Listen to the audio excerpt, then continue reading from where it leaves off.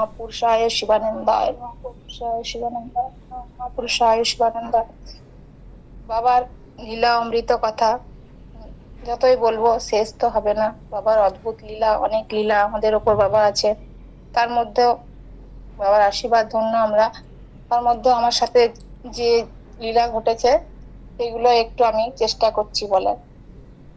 2019 সাল আমি প্রথম বাবার কাছে মন্ত্র নেওয়ার প্রথম পর 2019 সালে আমার পুরী যাওয়ার সৌভাগ্য হয় এবং বাবা বারবার বলেন পুরীতে আসতে, আর দান যজ্ঞ বা পুরীর অনুষ্ঠান সবকিছু দেখার বা সেখানে থাকার এরকম বলে। তো 19 সাল আমরা যাই পুরীতে। আমি এরকম দান যজ্ঞ কোনোদিনও দেখিনি। তো আমি এত ভক্ত, অনেক সমারোহ। তখন তো বাবা তো ওই ওই আশ্রমের ওখানে থাকতেন, দয়ানন্দ তীর্থশ্রাম ওইখানে থাকতেন। আমরাও পাশাপাশি সব গেস্ট হাউসে থাকতাম, আমরাও ছিলাম ওখানে। রাত্রি 12টার থেকে সব ওই কুষ্ঠ রোগীরা সবাই তো ওখানে চলে আসতেন। বাবার বাবার জয়ধ্বনি, বাবার নাম গান সব করছেন। তারপরের দিন সকাল থেকে শুরু হলো যথারীতি দান। ভোর থেকে তাদেরকে সেবা দেওয়া হলো, চা গান এসব দেওয়া হলো, ফল এসব সবকিছুই দেওয়া হলো। তো দেওয়া হলো, আমি তো সবকিছু দেখছি, ফলো করছি। আমি যতই দেখছি অবাক হয়ে যাচ্ছে। আমি তো এরকম মানে এরকম অনুষ্ঠান আমি কোনোদিনও দেখিনি, কোনো কিছু দেখিনি। তো বাবা এলেন, সব দেখছেন, বাবা ফলো করছেন, আমরাও কাজ করছি। কাজ করছি আর আমার মনের মধ্যে চিন্তা হচ্ছে যে এরকম করে মানে বাবা এত সুন্দর করে এত করে করছেন, আমরা কি কখনো কিছু করতে পারবো কারোর জন্য? বা আমরা এরকম যে দুস্থদের বাবা সেবা করছেন, আমরা কোনোদিনও সেবা করতেও পারবো না মনে হয়, এরকম ভাবছি আমি। মানে অনেক কিছু চিন্তা হচ্ছে। আর এরকম দান কাজ দেখছি, সবকিছু হলো। এবার হওয়ার পর আমার আর আমার খুব ইয়ে হলো, সবাই নাম হরে কৃষ্ণ নাম সবকিছু গান কীর্তন গান হরিনাম সবকিছু হচ্ছে। গান হয়ে যাওয়ার পরে অনুষ্ঠান হয়। এবার সন্ধ্যাবেলায় একটা অনুষ্ঠান সৎসঙ্গের মতো হয়, ওটা হচ্ছিল। এটা হওয়ার পর বাবা তো 7টা 7:30 সময় বাবা স্নান করতে চলে যান। তো আমি দেখলাম যে বাবা এই সময় মানে রুমে একাই গেছেন। আমি একবার যাই, বাবাকে একটু প্রণাম করি। তোর সঙ্গে ভালো করে কথা হয়নি তো, বাবাকে আমি গেলাম।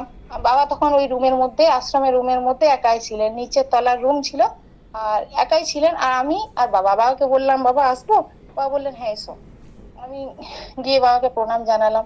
বাবাকে বললাম বাবা আপনি আমাদের গড়বেতায় আবার কখন আসবেন? বাবা বললো হ্যাঁ মা তুমি, হ্যাঁ মা আমি ভাবছি, আমি চিন্তা করছি, আমি চিন্তা করে বলবো আমি কখন যাব। বাবা আমি বলছি যে আহ, এত সুন্দর দানযজ্ঞ আমি কখনো দেখিনি।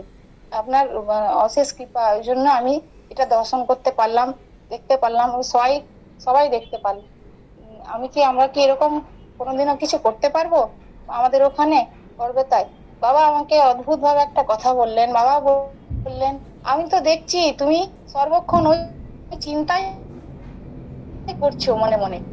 আমি অবাক হয়ে সেদিন বাবার দিকে চেয়েছিলাম যে বাবা কি স্বয়ং ভগবান, স্বয়ং ঈশ্বর, এত ভক্ত, এত সমারোহ, আজকে এত বড় একটা দান যজ্ঞ, এত কাজ, আমার মনের মধ্যে কি চলছে কি করে বুঝলেন তিনি? এটা কি করে হতে পারে? যদি স্বয়ং ঈশ্বর না হয় আমার মনের কথা কি করে বুঝে নিলেন? এটাই ছিল প্রণাম। আমি সেই দিনই উপলব্ধি করেছি যে আমি স্বয়ং ভগবানের কাছ থেকে মন্ত্র নিয়েছি, মন্ত্র পেয়েছি এবং আমার জীবন ধন্য হয়ে গেছে। এটা আমার আগের জন্মের মনে হয় কিছু পুণ্য ছিল যে আমি বাবার কাছ থেকে মন্ত্র পেয়েছিলাম। 23 সালে আমার বাবা 28শে অক্টোবর এখানে এসেছিলেন। তো আমরা সবাই বাবা 15 দিনের জন্য এখানে ছিলেন। বাবা এলে ভক্ত সমারোহটা বেশি থাকতেন, মানে অনেকের ভক্ত খড়গপুর পাশাপাশি আমাদের যেখানে যার বাবা মন্ত্র নিয়েছেন সবাই গড়বেতা আশ্রমে আসতেন, দেখা করতেন, সেবা করাতেন। বাবা সবাইকে বলছেন, আমরাও সেবার ব্যবস্থা করতাম আমাদের যতটুকু সম্ভব, তো ওটা করতাম। তো সেই দিনকে ছিল একাদশী। তো বাবার সঙ্গে 2জন দেখা করতে, মানে বাবার সঙ্গে এসেছিলেন ভক্ত, তারাও ভক্ত, তেনারা কিন্তু একাদশী পালন করেন না। এবার বাবা তারা বাবার সঙ্গে কথা বলেছিলেন, দেখা করলেন, সবকিছু হলো। এবার আমাদের একাদশীর জন্য খাবার রেডি করা হচ্ছিল, এরকম ফল কাটা হচ্ছিল, কলা আপেল এসব করে মিষ্টি এসব দেওয়া হচ্ছিল, সব ভক্তরা খাবে। এবার আর যারা যে ভক্তরা সব টিফিন করবেন তার জন্য টিফিনটা হচ্ছিল, কিন্তু একাদশের টিফিন নয়, ওটা ওটা আলাদা টিফিন, ওটা বানাতে একটু দেরি হচ্ছিল। তো ওনারা বলছিলেন যে আমরা বেরিয়ে যাব। বেরিয়ে যাবো তো ট্রেন পাবো না, এসব এরকম একটা সমস্যার ব্যাপার ছিল। তো বাবার সাথে কথা হলো, দর্শন হলো, আমরা আসছি, আবার একদিন আসবো। ঠিক আছে, বেরিয়ে যাবো এসব বললেন ওনারা, কিন্তু বেরিয়ে যাচ্ছিল। এবার বাবা বাবা খুব ভক্তের জন্য বাবা অস্থির, তারা তারা যে না খেয়ে না সেবা করে বেরিয়ে যাচ্ছেন, মানে সেটা বাবা উপলব্ধি করে নিয়েছে। এবার কাকে বলবে, কাকে দিয়ে এই করবে, সেটা বাবা অস্থির মনে শুধু পায়চারি করছেন, এইধার ওইধার করে। রুম থেকে বাইরে আসছেন, আবার উঠোন থেকে বাইরে আসছেন। এবার কিছুক্ষণ পর দেখছি আমি ওই ঠাকুর ঘর থেকে এইদিকে যাচ্ছি, বাবা আমাকে তাড়াতাড়ি মা এদিকে আসো। হ্যাঁ বাবা বলুন।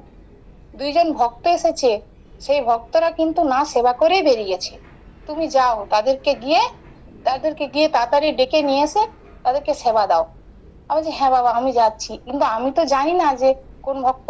বলছে তুমি যাও, দেখো রাস্তায় ওনাদেরকে পাবেন। আমি ছুটে গেলাম আশ্রমের সামনে বাইরে, ওখান থেকে গিয়ে ওনাদেরকে ধরে মানে নিয়ে আসলাম। আমি জিজ্ঞাসা করলাম যে আপনারা সেবা নেননি? বলছে না আমরা বেরিয়ে যাবো, বেরিয়ে যাচ্ছি, বাবার সঙ্গে কথা বলে দেখা করেছি। আমি বললাম আপনারা তাড়াতাড়ি আসুন, আপনারা সেবা করে গেলে বাবা কিন্তু অসন্তুষ্ট, বাবা মনে শান্তি পাবে না, আপনাদেরকে সেবা করিয়ে তবে বাবা যেতে দেবেন। আপনি আসুন, আপনারা সেবা করে চলে যাবেন না।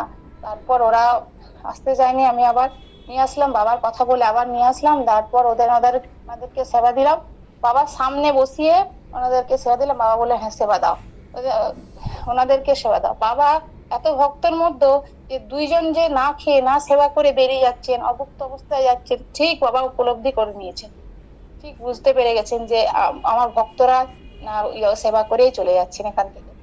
তো এরকম লীলা খেলা অনেক আছে। যেমন আরেকটা হয়েছিল আমাদের বাবা থাকলে ভক্ত সমারোহটা একটু বেশি হয়। তো এই যে আমাদের যে পাতার ব্যাপারটা থাকে, যে পাতায় করে সবাইকে সেবা দেওয়া হয়, অন্ন দেওয়া হয়, রাতে যা খাবার সব কিছুই দেওয়া হয় পাতায়।